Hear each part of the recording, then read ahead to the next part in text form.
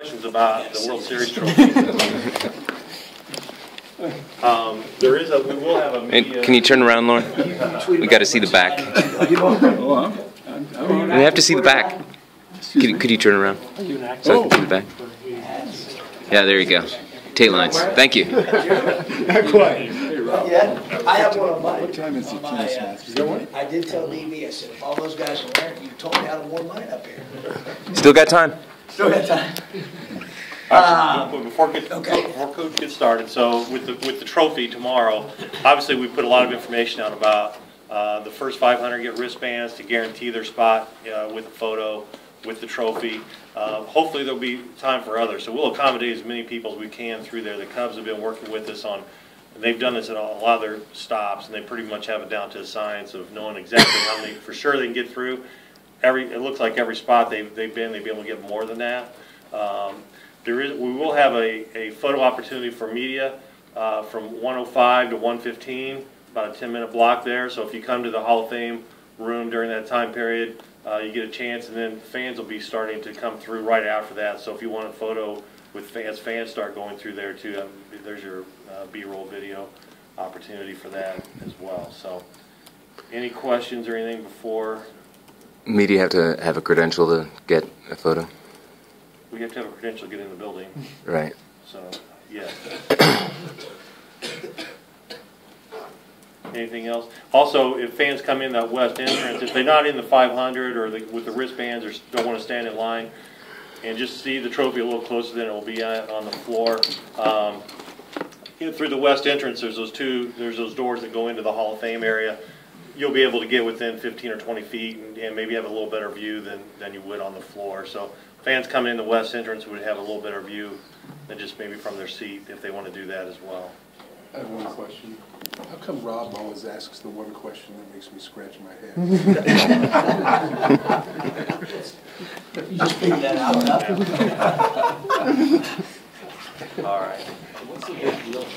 If anybody wants to add further questions about that, let me know afterward, and we'll go ahead and get DB, so I said, what's the big deal? You need to tell them as a long time. Have you already taken a picture with the trophy? Many times. We can handle that after. Obviously coming off the game the other day, we went 9 days in a row, practice, just the way the schedule fell, and then games. So we took a day off, which I thought was good. Had a chance to get together with some guys, which can be just as valuable as certainly, practicing in terms of the physical aspects this time of year. And then, had a really good workout yesterday. We've got one this afternoon. They're usually shorter this time of year, trying to keep them, physically and mentally fresh as best you can when you get to February. So they're shorter practices. Still hard. We go at it pretty good, but not quite as long. Thought response was good yesterday. Talked a little bit about obviously the game the other night. Really what I said to you afterwards, sometimes I'll say stuff and I'll watch it and I feel exactly the same way, or I might see something different. But I thought this one was, shot making. We could have had some possessions where I thought the ball should have moved a little bit better, but more often than not, we had the right guys shooting the ball and didn't make enough of them. The start, I didn't like, and they made some tough shots, but we didn't score during that stretch, and that kind of got us behind the 8 ball. We talked about that a little bit the other day. And then the rebounding, the second chance points. Although, 19 of them resulted in 12 points, usually it was 12-6 differential, because we were good on the glass too, 16. And in fact, it was dead even there with the offensive rebounds really until that last possession. But just too many for us from a defensive rebounding perspective. And although it only led to 12 points, I felt like the times they did score, the Hayes tip dunk, we were on a roll, and then all of a sudden we miss a block out, he gets a tip dunk. I just thought they were timely second chance points. Obviously you usually see more points off 19 than 12, but I just thought they were timely ones. So, we looked at, obviously the blockouts have been a big topic of discussion, after the game, meetings, yesterday in practice. We got to limit those, and we've done pretty well in that area. Defensive rebounding percentage has been something that's been the strongest for this team of any of the teams we've had. We didn't get it done in that area the other night. So those are kind of the things we talked about, what we saw, not a lot different from what we discussed when I was with you guys after the game. In terms of heading into the Minnesota game, their defense reminds me a lot of the Penn State defense that I had a lot of respect for going into that game. Their length, their athleticism. Watkins was a shot blocker for Penn State. Lynch, shot blocker for Minnesota. Minnesota's second in the nation in block shot percentage. They're terrific at protecting the rim in and around the basket. They're athletic, they're long, they guard the ball well, and nationally, from a defensive perspective, they're one of the nation's best defenses. Very similar, as I said, as I felt like when we were heading into that Penn State game. So, got a lot of respect for their defense. In terms of individual players, McBrayer's really improved. It's interesting watching him. It appears he must have had a great offseason. He's really improved in a lot of areas, much more efficient, has become a better player. Mason's kind of the head of the snake a little bit.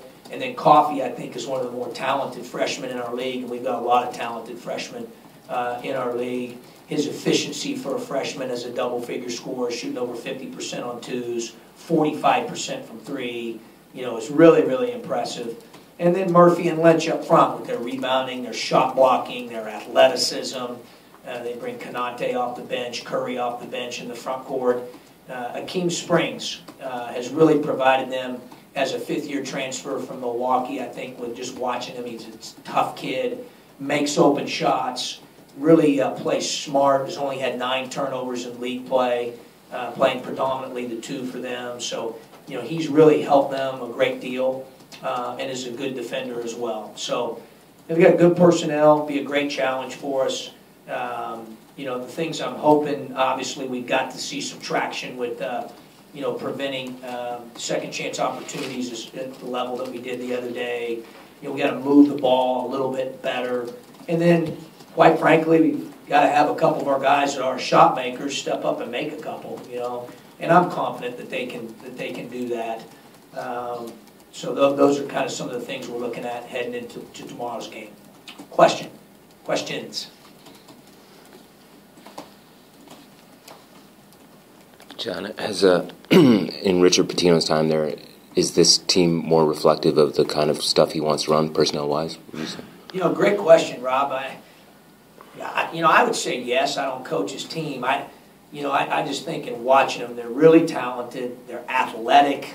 I think the thing that stands out to me is just their shot blocking and their athleticism and the way that they defend. They're very difficult to score on. Statistics show that, and you can see why watching them on film. So, I don't know. I mean, he's had some pretty good players over the time that we've, competed against them, but from an athletic standpoint, in my opinion, and you'd have to ask him holistically with who they play, their length, their athleticism, their shot blocking. I mean, I think they're as good a team as Minnesota team as we've played at that end of the floor for sure.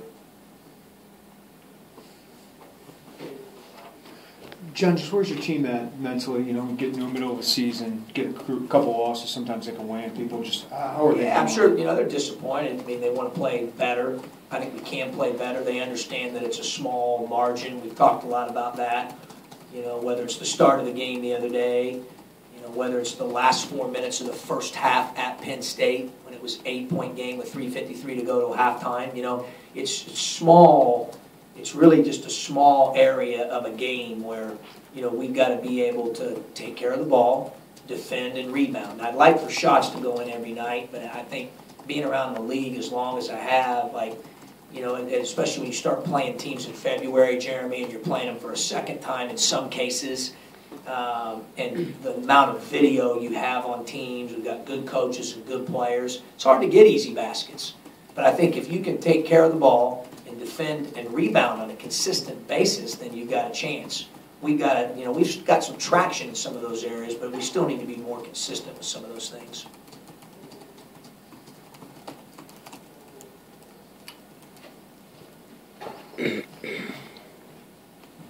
Because 4 of Minnesota's top 7 are new guys to Timmy, can you look back at last year at all, and as far as maybe what they might do, or is it just brand new kind of? Yeah, it's a great question, Scott, because normally, as you would imagine, I'll watch all the games we played them from the previous year, and certainly there are a couple guys out there that are the same, and philosophically, they do some of the same things, but I've noticed a lot of difference.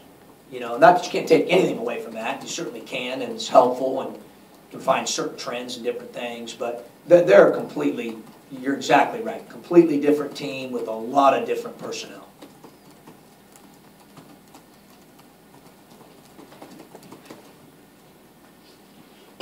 There's a lot of high-profile big men in the league right now. Do you think Maverick, it seems like he's having a really good year for the most part. Do you think he's getting overlooked in that kind of stuff? Maybe, yeah, maybe. He's gotten a lot better, obviously. It really started the last 13 games last year when he kind of got forced into that role. And he's just kind of built upon that. He'd be the first to tell you I'd like for him to rebound a little bit better. But his effect on the defense, or efficiency, his effect on offensive efficiency, and percentage he's shooting from the field. The other night he got his 2 inside-out threes that were great passes. He's very unselfish. He's smart. He screens well. He's really improved, obviously, a tremendous amount. And he's certainly in that breadth of guys, you know, in our league that are very, very productive front court players. And, you know, maybe he gets a little, you know, maybe he does get a little bit underrated or undervalued. You know, I know we certainly value him. Coach, you talked about small areas of the game, and with Wisconsin, it was the beginning of the game, we're down 16-2. Overall, I know you said the defense played really tough, really hard. Did you feel like watching the film that it wasn't there maybe in the start of the game? Yeah, maybe not quite as much bite on the ball, Derek, that we wanted to have, that we ended up, you know, having for the bulk of the game. But, you know, part of it was, I don't know how many, you know, they made some shots. I think our closeouts could have been a little bit better. We could have had a little bit more presence on the basketball. It made it a little bit tougher. But part of it is they made some shots. We blew a coverage early. We needed to have more support on Hap on a particular post touch that he had. But other than that, I mean, they made some shots. You know, and give them credit. You know, Koenig made big ones early, off the bounce that were tough. You know, Hap made a couple moves. You know, Iverson makes a 3 in there when he had made 1 in all elite play. You know, it makes 2 in the game, 2 for 2 when he had made 2 the entire season. So give them credit. They made some shots. But, you know, I thought the biggest thing, Derek, 16-2, you could withstand that watching it like I watched. I didn't see a ton of defensive mistakes, but our offense just, we had 2 points. You know, obviously we don't want them to get 16 that quickly. You know, and maybe we made 1 mistake there on the post deal, but we've got to, you know, the first pass we throw hits the ball, hits the ground twice like you're skipping a rock.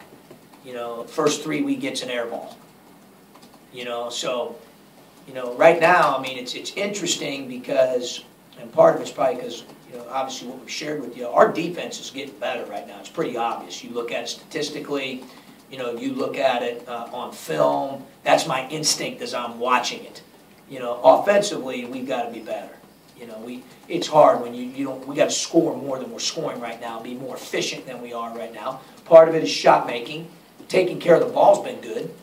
So it's a matter of really, I think, being a little bit more patient on some possessions, and then making some shots in the case of the other night. You know, as I said after the game, you know, Morgan, Hill, J. Cole, I think shot around 30 of our 50 shots, and you know those guys have been pretty productive. You know, with J. Cole shooting 42% from 3 in league games. You know, obviously Malcolm's, you know, having a good year offensively, and Mav's shooting 58% in league games. So that's not a bad thing that those 3 guys were getting the shots. I just, you know, I thought watching it at times we took maybe a little bit quick once we got into half-court offense. Not a lot, but a few times. Then in a game where there's 60 possessions, Derek, roughly when you play them, you know, every possession matters. I guess, what conversation, maybe, if any, have you had about avoiding slow starts? Are there things you can do differently at the beginning of the game? Yeah, I mean, you know, obviously you don't want to get off to that type of start.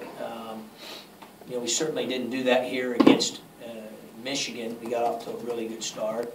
Iowa, I think, I don't remember what it was, 10-0, 8-0, I don't know what it was. We got off to a great start there. You know, I don't think necessarily, Scott, there's a magic formula other than the fact that the other day I thought defensively we made them take some difficult shots and they made them and we just didn't score enough. That's why the slow start occurred there. Earlier in the year, I thought it was more defense. Right now, our offense, we've got to improve offensively and continue to, grow defensively. We haven't arrived by any means, but we're playing that end of the floor better. I was very comfortable over the course of the 40 minutes the other night in the Wisconsin game, playing Wisconsin with the 40%, the 30% from three, and the 57 points, and the execution of our schemes on that end gave us a chance to win. Or just our offense, when you shoot 20-some%, we've got to be better than that offensively. John, when you talk to Malcolm, you can tell he's a little disappointed. Do you watch for when disappointment gets to be frustration, and how's he doing in terms of just mentally? Yeah, sure. I think it's a great point, Tuck, because I talked to him. There's a big difference between disappointment and frustration. I use those two words a lot. And it'd be easy, to fall into frustration, but that doesn't do any good. You get to where you're frustrated, it clouds your mind. You don't think as clearly, you don't play as well, and that's whether you're a coach, a media member, a basketball player, whatever that might be. So I've told him it's okay to be disappointed. The other night he did not play particularly well. He knows that. He's played better than that, and I'm confident he will play better than that. He didn't have one of his better games, and he was a little bit disappointed, but that's the competitor in him. Probably felt like he should have made a few of the. He maybe had as good a three-point looks in a game as he's had in a long time. I mean, there were some where, two of them literally where the guy had fallen down. I mean, there's nobody around, And he works hard, He's worked very, very hard, as have a lot of our guys, to, probably shoot a little bit better than he shot the other night. It just didn't go his way, But I've got great confidence in him, and I know he'll bounce back. I always tell him it's okay to be disappointed when things don't go the way you want them to go, but you got to be careful getting into that frustration realm you're talking about, Tubb, or discouraged, And that's easier said than done when you're their age, You're 17, 18, 19, 20, 21, 22 years old, So that's our job, to continue to keep them focused on what they can control, what's in front of them, Again, it's okay to be disappointed and use that as motivation to play better and play the right way, but I think you're right. If you get into that other realm a little bit, it can affect you, So we'll continue to encourage him to be Malcolm. Malcolm's obviously an important part of what we do, and we need him to play better than he did the other night, and I believe that he will. John, given what you just said, I know you had bigger expectations this year. How have you dealt with that, not getting frustrated? I've tried to control, Jeremy, what you can control. There's been some things, and we'll talk postseason on that, but that you can't control. You can't. I mean, it just is what it is. So what we've got to do is continue to work every day, keep getting better, help our guys become better players, help our team get better, and that's what we've tried to control. At the end of the day, that's all you can do. Scott asked about slow starts. You pointed out that you've had some fast ones. Yeah. I think you're going to rotate your basically 8 starters. You're going to put 3 new guys in at 17, no matter whether you're down by 10 or whether you're up by 10. Is that right? It depends. The other night was a little bit different because I changed the lineup. And obviously that changed it a little bit. But we're looking at all that, Rob. It's a great question. How we sub, who plays with who, what groups are best together, what groups to stay away from, what groups really play well defensively together, what groups really play well offensively together. We're looking at all those things right now, as we should, to try to make our team better. Lauren, would you hand that to Scott? Generally speaking, on subs, especially early in the ball game, is it something you've pre-planned out as a coaching staff? Are you more reacting to what you're seeing on the floor? Yeah, we'll know going into the game, Scott. We'll know. We'll determine, hey, who's the first guy we're going to bring off the bench at this position, based on the game plan prior to the game, based on maybe practice, based on how guys are playing at the time. Now, does that change maybe once you get a little deeper in the first half or into the second half? Let's say, for example, fouls occur, and now that changes it. Let's say they made an adjustment that in their game plan, they did something completely differently than they have at that juncture, and then we need to adjust and adapt to that. But those things aside, going into the game for sure, prior to it starting, we have a pretty good idea of who we're going to play at what position on the first go-round, and then be able to react instinctively based on game management from there. And to follow up with the players that have gotten significant minutes that don't appear in a game, is that usually a plan, say for injury or whatever? For example, Mike Thorne, didn't have minutes this last time around. Yeah, is that something you planned for going in, or are you reacting to? I knew a little bit going into the game what our order of big guys were that we were going to play based on opponent, game planning, scheming, et cetera, et cetera. But that changes a little bit going into each game right now, especially with our front court. John, you can only play so many guys in a rotation, but where are DJ Williams and Aaron Jordan at for you right now? Well, obviously, right now those guys are, wherever they are in the number of minutes per game right now, and in our rotation, and we're playing the guys that we think give us the best chance based on a particular game plan to play, based on where they're at, where the other guys are, how they practiced, how they played, how the other guys have played, and right now it's like any player, every player wants to play more. A buddy of mine the other day was coaching and said to me, he said, I don't know if any year we've ever coached, John, that you don't have more than one or two guys that, if they're honest, are playing as much as they'd like to play. Out of about however many you're playing, year in, year out, that doesn't change. And I don't mind that, honestly. In fact, I prefer that. If a guy didn't care whether he played or not, I don't know if I'd be real interested in that, But that's kind of where it's at right now with those two guys. We're playing anywhere from 8 to 10 right now in a given game, Jeremy, based on opponent and what we're planning. And obviously it's been, especially once you get past the minutes per game of 5 or 6 guys, once you get to about 7, in terms of minutes per game, that's been dynamic. John, have you updated the inspirational ladder for dates in February? Yeah, climb the ladder. Yeah, we've already done that.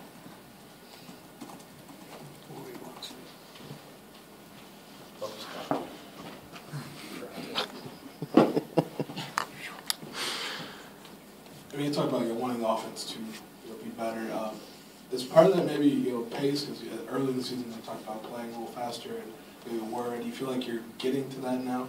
Not really, Scott. We've got to play. I want to play quicker than them. Now the other night when you play them, same buddy of mine who's played a few times. He said it's hard to speed them up. When you play them, it's going to be somewhere in the 60s in terms of possession number. It is about every game they play, aside from some overtime games they've had. So, the other night's probably an outlier a little bit, but no question, I'd still like to play faster. Get especially Lucas and Tate, I think, are pushing the ball really hard right now. We've got to run harder. That's been something we've talked about. We've showed them on film more consistently, not only for post position, but also our wings have to run a little bit harder. Coach, up here, a couple weeks ago, you said something interesting. You said you didn't want your guys to be front runners. Yeah. Where their defense is predicated, obviously, in the ball going to the hoop. It feels like that happens way too often. You're sort of in the situation you're in now. What have you seen from your team to make you believe that's going to change anytime soon? Well, I think the biggest thing is just our defensive numbers. It's not even necessarily a subjective opinion. It's pretty factual. Our defense has gotten better. Prime example of that would be the other night when we shot 20%. If we would have been front runners the other night, there's no way in heck you're going to hold the top 10 ranked team in the country to 57 points, 40% shooting, 30% from 3, and get 16 offensive rebounds. That's not going to happen. So they've definitely made a lot of progress in that area. And that was a concern of mine a while back. We've defended. We defended the other day, like I said, well enough to win against one of the best offensive efficiency teams in not only our league, but the country. So I don't think that was the case the other day. I just think, again, bad start, second chance points, and shot making. That's what that one was. Coach, you talked a lot about rotations. Looking at Kipper Nichols, how do you think his athleticism, what he brings to the table, has affected this team since he's been, a part of the team, been able to play? Yeah, he's getting better, starting to figure some things out. That's basically how he's making the plays he's making for us right now. His width is, he's got great toughness, he's got great motor, He's a good athlete. He's physically strong. So, the other day he just makes a play on a ball and just steals it, goes and lays it in. He made a couple of deflections like that during the game. Offensive rebound effort where he keeps balls alive. Does he know completely what he's doing right now? No. But his effort, his motor, his toughness, his competitiveness are what allows him to be out there and help us. And he's getting, he obviously knows a lot more now than he did when he started. I think some of the game experience has really helped him. But I've been very pleased with him and his growth and improvement, and excited about him moving forward.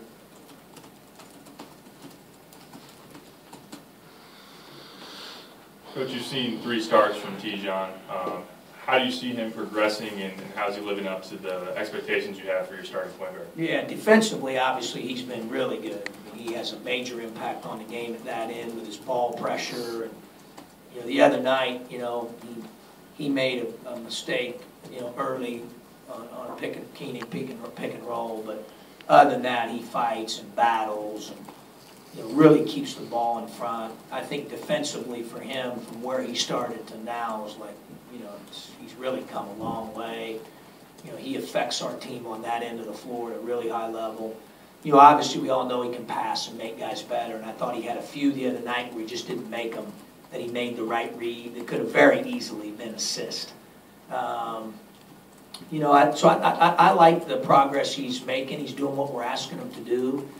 He could finish a little bit better in and around the rim right now as he drives the ball, down into the paint. And we've talked to him about that and shown him different things and different reads there. It's a little different than where he played past last year when you're dealing with Big Ten front court players that are in and around the rim. So some of that we've got to get a little bit better with them. But all in all, a lot like Kipper, I like what he's doing. He's more than anything, he's really affecting the defensive end of the floor for us. I've talked about our defense getting better, and it's not just him. I don't want to say he's the sole reason, but when you have a point guard and he's the front porch of your defense and he's able to climb into the ball a little bit and cause some duress and pressure and make you uncomfortable, that's pretty significant on that end of the floor. And then obviously he has a knack for making guys better on the offensive end of the floor. So he's been solid. I think you'll even see more things from him moving forward, just like Kipper, as those guys get more game experience. Anything else for Coach? All right. All right, guys. Thanks. Make sure you guys all tweet Lauren at Tate Lines. Who wants to pose for a picture? When's the last time?